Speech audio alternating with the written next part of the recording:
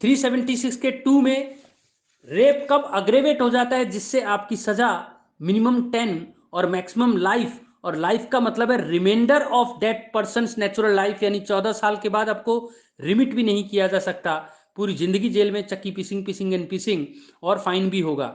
दोस्तों ये याद करना बहुत आसान है, कुछ ओवरलैपिंग है वो हम साथ में ही देख लेंगे, पर फिलहाल A to N मतलब 12 ऐसे एग्रीवेटेड फॉर्म है जिसको याद किया जा सकता है नेमोनिक टेक्निक के द्वारा।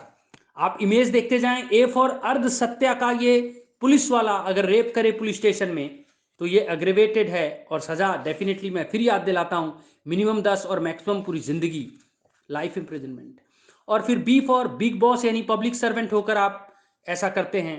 C फॉर कोई चार्मिंग आर्मी ऑफिसर यानी आर्म फोर्स वाला, और ये आर्म फोर्स आप एक्सप्लेनेशन में पढ़ सकते हो, पैरामिलिट्री को भी कवर करता है, ठीक है, और सेंट्रल गवर्नमेंट या स्टेट गवर्नमेंट के ऑक्सिलरी फोर्सेस को भी कवर करता है, तो इसको टेक्निकली आर्म फोर्स नहीं समझना। D for Dane of police, यानी कि पुलिस का डेन कहाँ होता है, रिमांड होम में, इस तरह के इंस्टीट्यूशन में।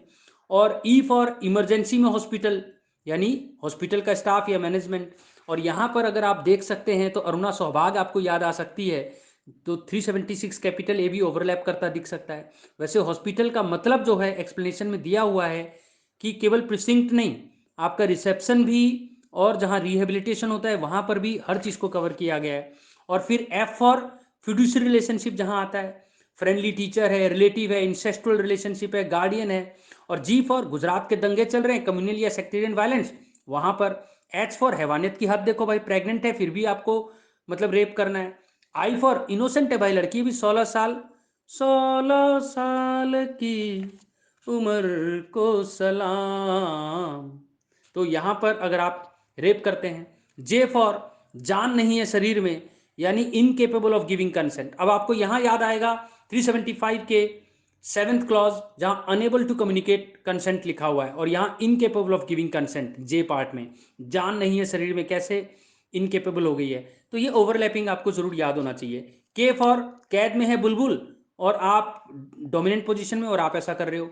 एल फॉर भाई ल्यूनेटिक लड़की है, ठीक है, मेंटल या फिजिकल डिसेबिलिटी है, आप उसके साथ ऐसा कर रहे हो। और एम फॉर मेमिंग, यानी कि आपने रेप जिस तरीके से किया उससे उसको ग्रीवियस इंजरी हो गई, या डिसफिगर हो गया, या इंडेंजर हो गया, इसमें आपको 376 कैपिटल ए, अरुणा शाहबाग का केस भी याद आएगा।